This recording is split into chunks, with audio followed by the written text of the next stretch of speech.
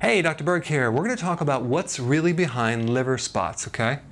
They're also called aging spots or solar lentigo. It's not really the liver. Now, if the liver's bad or dysfunctional, yes, it can create all sorts of problems with the skin. But if you have actual liver spots, it's coming from a vitamin C deficiency, okay? Vitamin C protects the skin from the sun, okay? It's called photodamage or damage from the sun or light. So vitamin C protects the skin from the sun. The skin is collagen. The epidermis is all collagen. And vitamin C is highly involved in the formation of collagen. And if you look at some of the natural creams out there, they have serums for the skin to get rid of aging spots. What are they? They're vitamin C based. They work from the external though. You really got to work on the inside out, like consume the foods high in vitamin C, not necessarily just put it on the surface of the skin because it's going to come back the next time you go out in the sun. So as you age and you have the accumulation of sun and you actually have a vitamin C deficiency, the combination of that gives you these little brown spots. So why? Why are you vitamin C deficient as time goes on? It's either two reasons. Number one, you're not consuming enough vitamin C. And I'm not talking about taking vitamin C as a supplement. Most vitamin C supplements are synthetic. They're made from ascorbic acid, and they're made artificially from cornstarch and sulfuric acid.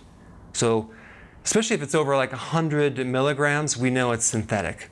Okay, it's artificial. It's not going to fix it. Vitamin C in nature is a complex of a whole bunch of different parts, and so you want to get it from the food or a concentrated food. So, vegetables, collard greens, cabbage, bell pepper, chili pepper, parsley, all those are very high in vitamin C. Large salads, high in vitamin C. Pasteurization, when they cook vegetables, if you heat them, you destroy the vitamin C. So like orange juice, for example, has like not a lot of vitamin C because it's pasteurized. So that's one thing. All right, now number two, probably the more likely reason why you're deficient in vitamin C is not necessarily that you're not getting enough vitamin C. It's because of a condition called insulin resistance. This is in a lot of other videos I have. But insulin resistance is a condition where your cells are blocking insulin because of too many carbs, okay?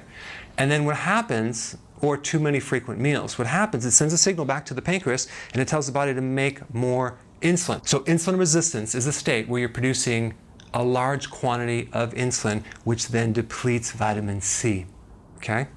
In the presence of too much insulin, you're not going to be able to absorb or use vitamin C in the quantities you want.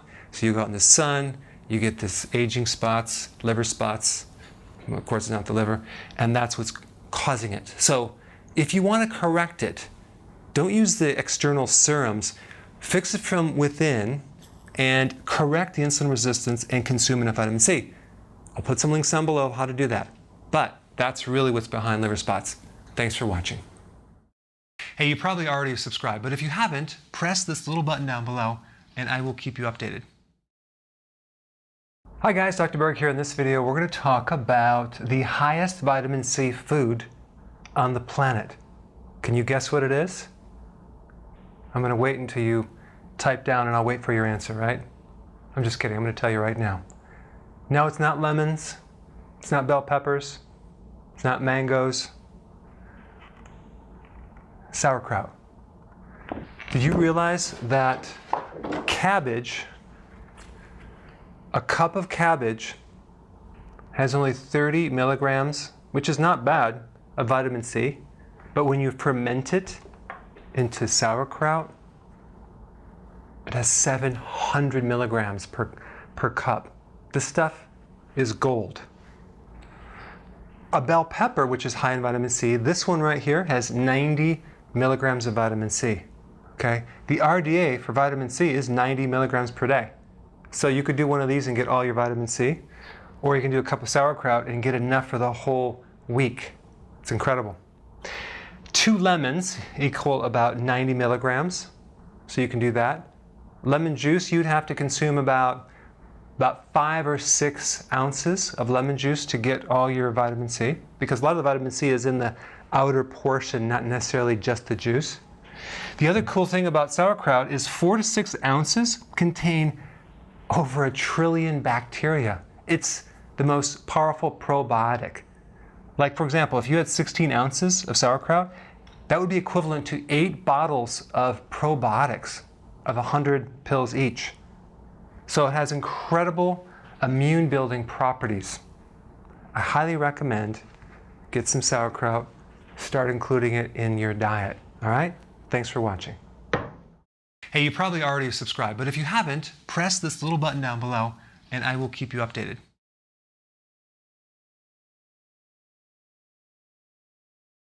Hey, before you leave, I just wanted to give you a little quick history on some of the books that I wrote. This was one of the first books. It's called Dr. Berg Body Shapes. It was my attempt at writing about body types. What was very interesting about this book is I actually did all the images myself. Don't ask me why.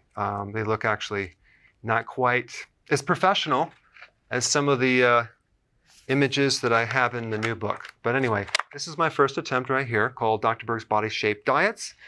And then I wrote a book more extensive called The 7 Principles of Fat Burning. I don't even have a copy anymore, actually, because it's outdated.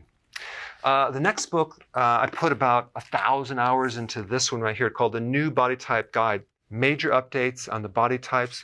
I put a lot of energy into this. It has professional images, graphics, all sorts of things. Now, the problem with this book is it doesn't really describe what this is really about. Body types are only a small portion of what's in this book.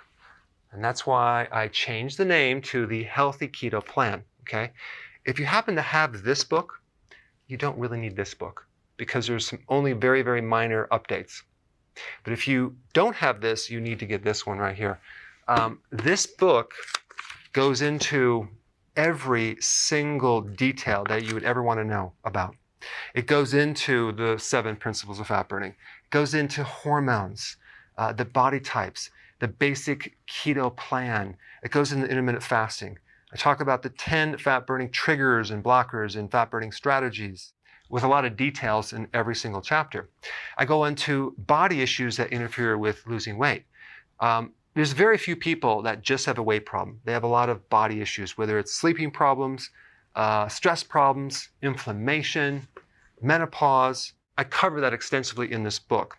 Then I talk about how to get rid of stress, and I show you a technique. Then I get into exercising. And then I have a lot of really good recipes in this book as well. So this is a good reference guide. On my website, if you get this book, you get this one free. It's called Healthy Keto and Intermittent Fasting.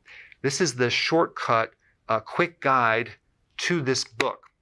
And the reason I created this book is to have you, within 45 minutes, learn how to do keto, okay, in intermittent fasting, exactly what you need to do. Then you can fill in the blanks with this book right here. So right now I'm doing a special. If you get this book, you get this one totally free, or you can go to Amazon and get these individually. So I just want to clarify the difference between this book and this updated one right here. If you don't have this, you need to get this right here.